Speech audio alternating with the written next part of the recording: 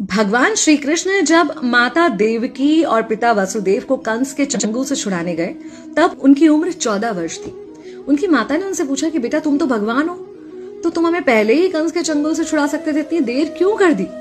तो कृष्ण जी ने कहा, माता क्या पिछले जन्म में आपने मुझे 14 वर्ष का वनवास नहीं दिया था? माता हैरान रह गई, बोली ये क्या कह रहे हैं आप? तब कृष्ण जी ने बताया कि पिछले जन्म में मैं राम था और आप थी माता कैकेयी, और आप ही ने मुझे 14 वर्ष का वनवास दिया था, और कर्म फल से कोई नहीं बच सकता माता, इसलिए आपको 14 साल का ये दुख सहना पड़ा। तब आश्चर्यचकित होते हुए माता ने पूछा, तो फिर यशोदा पिछले जन्म में कौन थी?